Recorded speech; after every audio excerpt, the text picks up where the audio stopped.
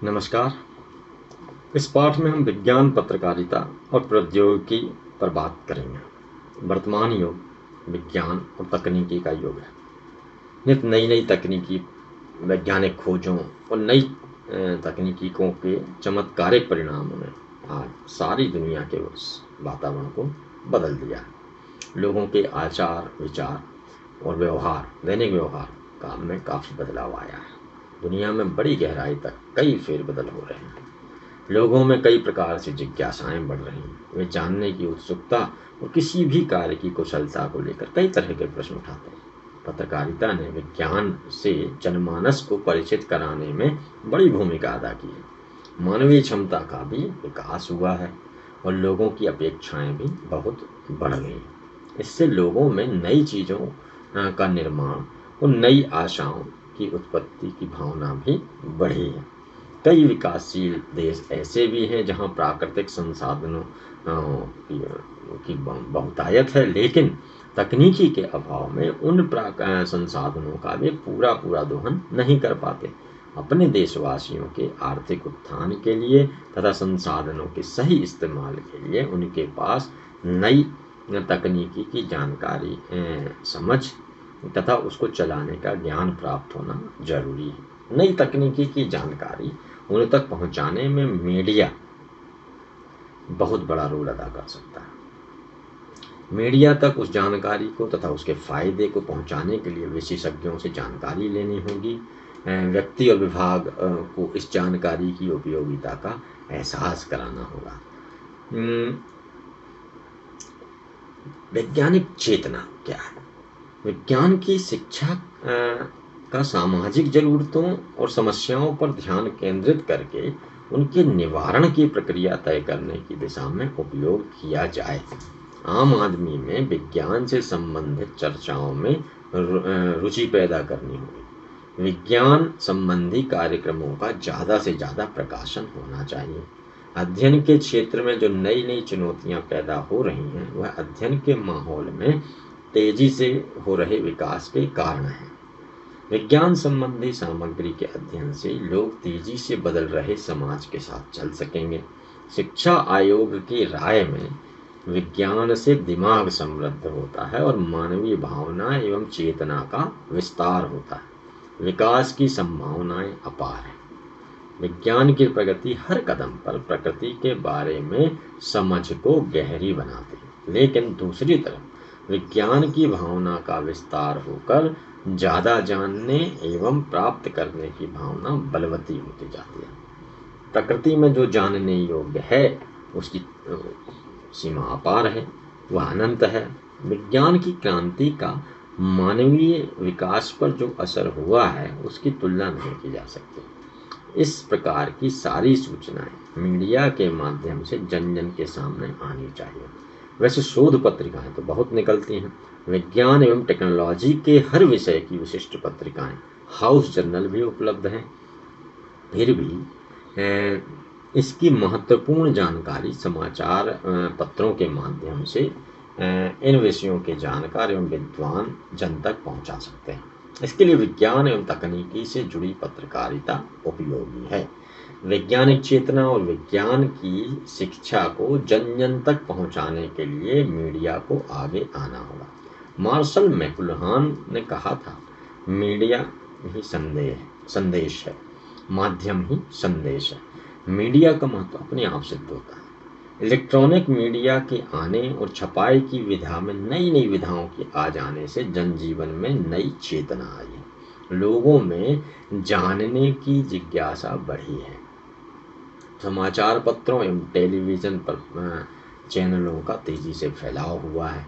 अब विज्ञान संबंधी विविध कार्यक्रमों का टीवी पर प्रसारण होने लगा है। इससे लोगों की जानकारी का दायरा बढ़ा है। इसकी ज़रूरत भी थी। अब समाचार पत्रों में विज्ञापन, तकनीकी संबंधी विशेष कॉलम, विशेष पृष्ठ, पुल आउट और विशेष अंक छपने लगे हैं। विज्ञान संबंधी लेखकों की संख्या बढ़ी है। टीवी के जरिए जनता में विज्ञान को लोकप्रिय बनाया जा सकता है। विद्यार्थी भी टीवी की मदद से विज्ञान की शिक्षा प्राप्त कर सकते हैं। इससे देश में वैज्ञानिक माहौल बनाने में मदद मिल सकती है। विज्ञान संबंधी वीडियो टेप बनाकर टीवी के माध्यम से उसका प्रसारण किया जा सकता है। भौतिक शास्त्र, रसायन शास्त्र, वनस्पति शास्त्र, प्राणी शास्त्र आदि की नई नई जानकारी दूर दूर गांव तक बैठे विद्यार्थियों तक पहुंचाई जा सकती है। वे प्रयोग के लिए नोट्स ले सकते हैं, उनके शिक्षक भी लाभ उठा सकते हैं। हमारे देश में विज्ञान शिक्षा का व्यापक तंत्र है, जिसे टीवी के जरिए प्रस्तुत करने की आवश्यकता है। शिक्षण संस्थाएं ऐसे पाठ तैयार करके टीवी के जरिए उनका प्रसारण कर सकती हैं। रेडियो के जरिए भी यह कार्य हो सकता है। आज रेडियो करीब करीब 100% जनता तक पहुंच रहा है। विदेशी विश्वविद्यालयों के विज्ञान कार्यक्रम प्राप्त करके उन्हें भी प्रसारित किया जा सकता है। इसके लिए लेखकों की जरूरत है। जहां विज्ञान के ज्ञाता लेखक लेखन का कार्य करें, वहीं पत्रकार भी विज्ञान संबंधी विषयों का अध्ययन करके उन विषयों पर लिखें। पत्रकारों को इस कार्य में प्रशिक्षित करने के लिए उनकी कार्यशालाएं आयोजित हो सकती हैं, जहां विज्ञान के जानकार नए शोधों से उनका परिचय करा सकते हैं और उन बातों को लोगों के लिए उपयोगिता की ओर उनका ध्यान दिला सकते हैं। इसके लिए ऑडियो कैसेट्स, वीडियो कैसेट्स प्राप्त किए जा सकते हैं। विज्ञान के विद्यार्थी को भी उनके टेप दिए जा सकते हैं। उन्हें पूरी जानकारी देने, उनको जटिल प्रश्नों के समाधान देने, विद्यार्थियों द्वारा प्रयोग करने पर उनकी दिक्कतों का पता लगाकर समाधान करने आदि कार्य उपयोगी हो सकते हैं। अब दूरस्थ शिक्षा, डिस्टेंस एजुकेशन की संस्थाएं भी विज्ञान की शिक्षा देने लगी हैं।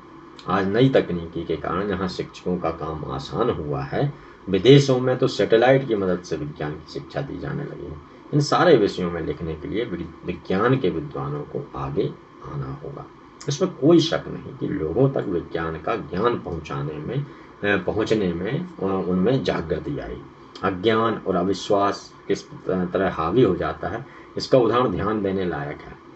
एक उदाहरण है कि नवंबर 1960 में तत्कालीन प्रधानमंत्री पंडित जवाहरलाल नेहरू ने मध्य प्रदेश में चंबल नदी पर बने बांध का उद्घाटन किया था, जहां पानी से बिजली पैदा होनी थी और वहां के खेतों में सिंचाई भी होनी थी।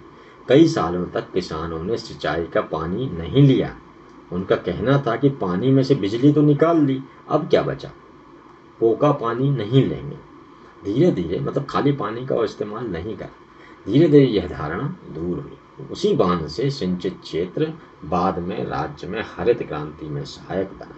उस इलाके के किसानों की आर्थिक दशा सुधरी। इस क्षेत्र में कृषि उत्पादन पर आधारित उद्योग बड़ी मात्रा में स्थापित हुआ। विज्ञान पत्रकारिता क्या है? विश्व में प्रथम वैज्ञानिक पत्रिका का आरंभ सन 1665 में फ्रांस में हुआ था, जिसका श्रेय जुनाल दे सेवांस को जाता है। इसके मात्र 3 माह उपरांत लंदन की रॉयल सोसाइटी के तत्कालीन सचिव हेनरी ओल्डनबर्ग ने फिलोसॉफिकल ट्रांजैक्शन का प्रकाशन प्रारंभ किया। जुनाल दे सेवांस में मौलिक वैज्ञानिक शोध निष्कर्ष के अतिरिक्त पुस्तकों की समालोचना पर भी बल दिया जाता था, जबकि फिलोसॉफिकल ट्रांजैक्शन में मुख्यतः शोध निष्कर्ष ही प्रकाशित होते थे। दोनों निजी पत्रिकाएं थीं। कुछ व्यक्ति फिलोसॉफिकल ट्रांजैक्शन को ही विश्व की प्रथम वैज्ञानिक पत्रिका मानते हैं। भारत में प्रथम वैज्ञानिक पत्रिका एशियाटिक रिसर्च थी, जिसका प्रकाशन 1788 में रॉयल एशियाटिक सोसाइटी ने आरंभ किया। कुल मिलाकर भारतीय भाषाओं की प्रथम वैज्ञानिक पत्रिका होने का श्रेय बंगला भाषा की पाथवावली को जाता है। इसका प्रारंभ 1821 में हुआ था। जब हिंदी में वैज्ञानिक पत्रिकाओं का नियमित प्रकाशन आरंभ हुआ, उस समय तक यूरोपीय भाषाओं में विज्ञान लेखन, शोध निष्कर्ष तथा लोक विज्ञान दोनों प्रकार के लेखन की सुदृढ़ परंपरा विकसित हो चुकी थी। भारत में हिंदी में वैज्ञानिक तथा तकनीकी क्षेत्रों में अनुभवों को लिपिबद्ध करने की परंपरा का अभाव था। हमारे शिल्पी जो अपने क्षेत्रों में विश्व के किसी भी देश के वैज्ञानिकों से कम नहीं थे, अपने व्यवहारिक ज्ञान को लिपिबद्ध करने में असमर्थ थे। वे उसे पीढ़ी दर पीढ़ी ही हस्तांतरित करते थे, अतः लिपिबद्ध सामग्री का अभाव ही रहा। हिंदी में वैज्ञानिक पत्रिकाओं का प्रकाशन 20वीं सदी के द्वितीय दशक में हुआ। हिंदी में वैज्ञानिक पत्रिकाओं को प्रारंभ करने का श्रेय आयुर्वेद महासम्मेलन पत्रिका को दिया जाता है। इसका प्रकाशन 1913 में प्रारंभ हुआ।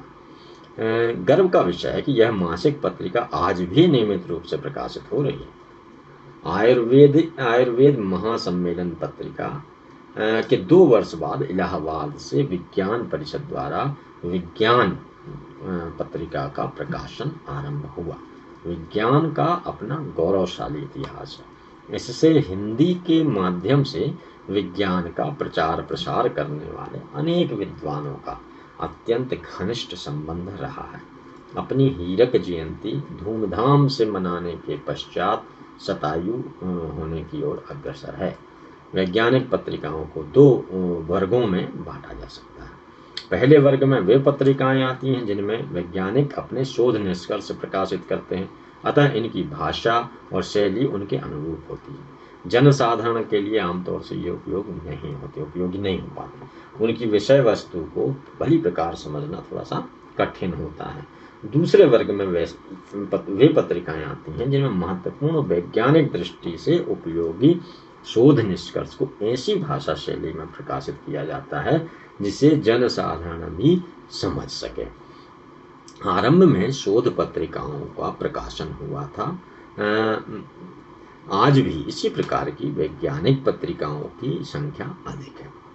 शोध पत्रिका की दृष्टि से देखा जाए तो हिंदी में आज भी उनकी संख्या अत्यंत कम है, अंग्रेजी की तुलना में नगण्य है एक तरह से। इन पत्रिकाओं में विज्ञान परिषद अनुसंधान पत्रिका, आयुर्वेद पत्रिका, journal of research in Indian medicine, भारतीय कृषि अनुसंधान पत्रिका और journal of scientific and industrial research आदि कुछ पत्रिकाओं को ही सम्मिलित किया जा सकता है। इनमें विज्ञान परिषद द्वारा प्रकाशित की जाने वाली विज्ञान परिषद अनुसंधान पत्रिका सबसे पुरानी है। इसका प्रकाशन सन 1958 में आरंभ हुआ था। इस त्रैमासिक पत्रिका में पहले अंग्रेजी से अनुवाद करके शोध लेख प्रकाशित किए जाते थे, परंतु अब हिंदी में भी शोध लेख प्रकाशित होने लगे हैं। वैज्ञानिकों की दृष्टि में शोध पत्रिकाओं का विशेष महत्व है, परंतु साधारण जनता के लिए दूसरे वर्ग की पत्रिकाएं लोक विज्ञान पत्रिकाएं ही अत्यधिक उपयोगी सिद्ध होती हैं। हिंदी लोक विज्ञान पत्रिकाओं में अनेक पत्रिकाएं ऐसी होती हैं जिनमें हिंदी के अतिरिक्त अंग्रेजी में भी सामग्री प्रस्तुत की जाती है। कुछ ऐसी हैं हिंदी और अंग्रेजी के साथ साथ अन्य भारतीय भाषाओं की सामग्री पाई जाती है, जिनमें आयुर्वेद महासम्मेलन पत्रिका के अंतर्गत हिंदी, अंग्रेजी तथा संस्कृत भाषा में सामग्री प्रकाशित होती है। 60 और 70 के दशक में नवभारत टाइम्स में विज्ञान स्तंभ नियमित रूप से प्रकाशित होता था।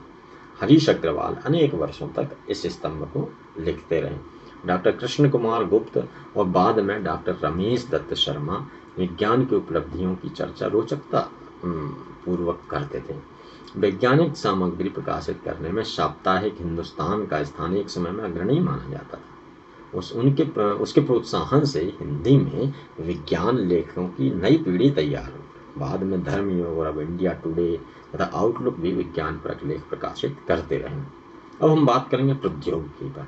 यंत्रीकरण विज्ञान और प्रौद्योगिकी प्रमुख क्षेत्रों में से एक क्षेत्र है जो राष्ट्रीय गतिविधियों के महत्वपूर्ण क्षेत्रों जैसे शिक्षा, वैज्ञानिक अनुसंधान, उद्योग, कृषि, औषधि, स्वास्थ्य इत्यादि पर महत्वपूर्ण प्रभाव डालते हैं। यंत्रीकरण विज्ञान और प्रौद्योगिकी विभाग अपने यंत्रीकरण विकास कार्यक्रम के माध्यम से यंत्रीकरण के क्षेत्र को प्रोत्साहित करता रहा। इसका उद्देश्य अनुसंधान कार्यों के लिए स्वदेशी क्षमता को सशक्त बनाना, देश में ही यंत्रों की डिजाइनिंग कर उनका विकास करना ये था, ताकि उनका अपने ही देश में विकास और उत्पादन किया जा सके।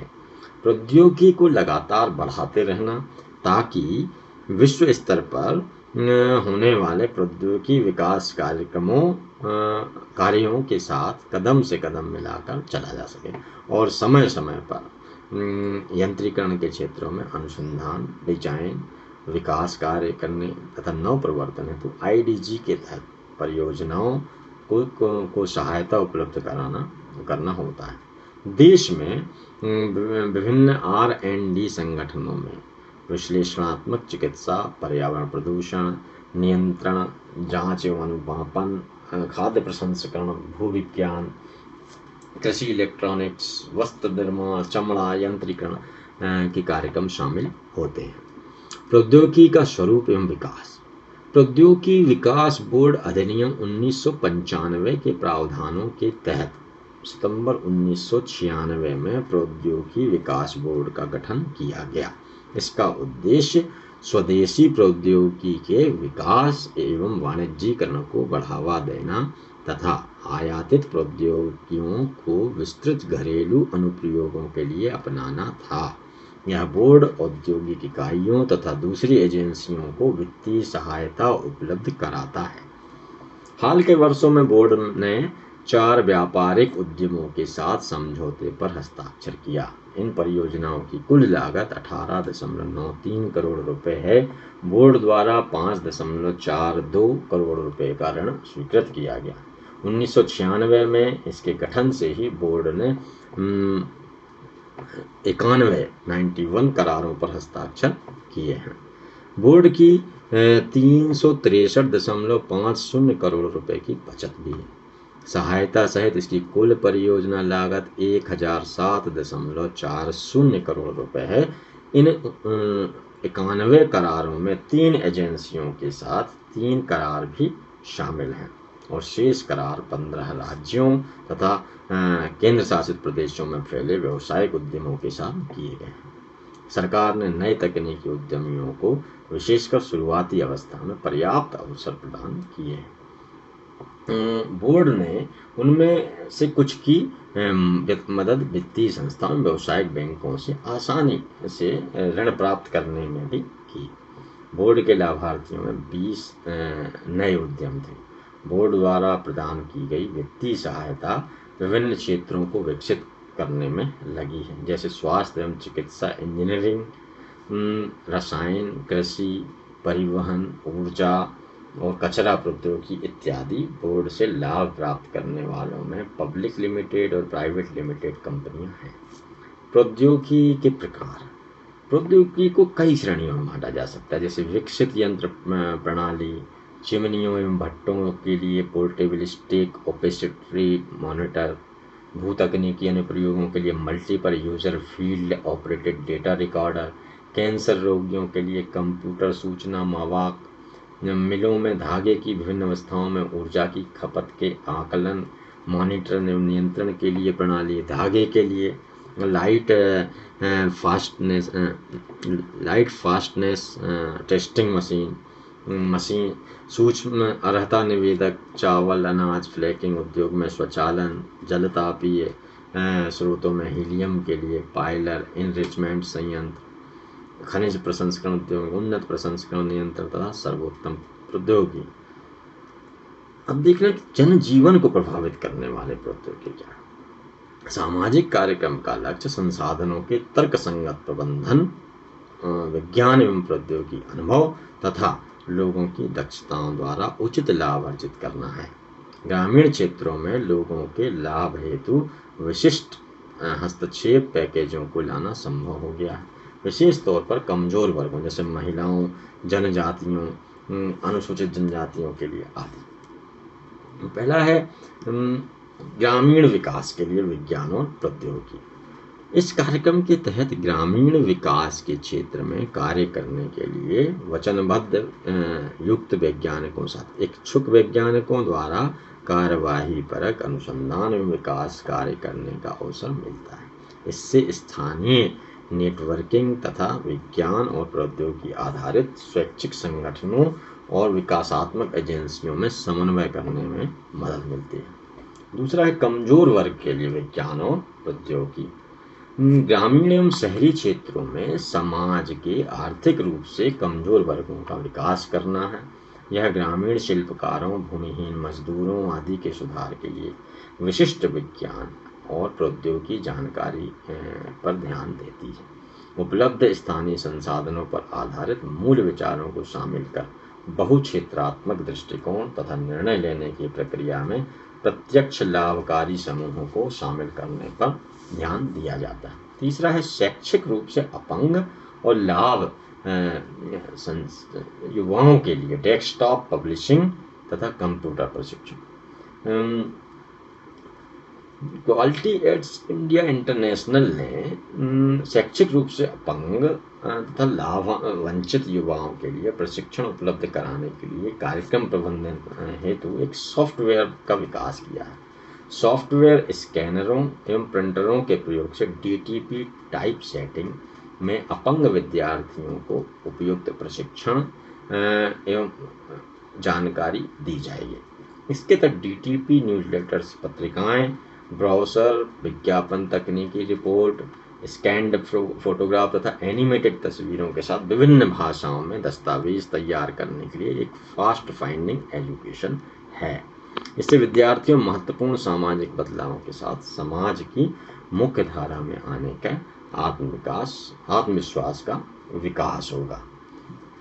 तो आज इस पाठ में हमने जाना कि विज्ञान, पत्रकारिता और प्रौद्योगिकी का क्या महत्व है, उसके लिए कौन सी संस्थाएं काम कर रही हैं, उससे संबंधित पत्रकारों को किस तरह या मीडिया को किस तरह का व्यवहार करना चाहिए, किस तरह से वैज्ञानिक चेतना का फैलाव करना चाहिए ताकि समाज को एक वैज्ञानिक चेतना युक्त समाज में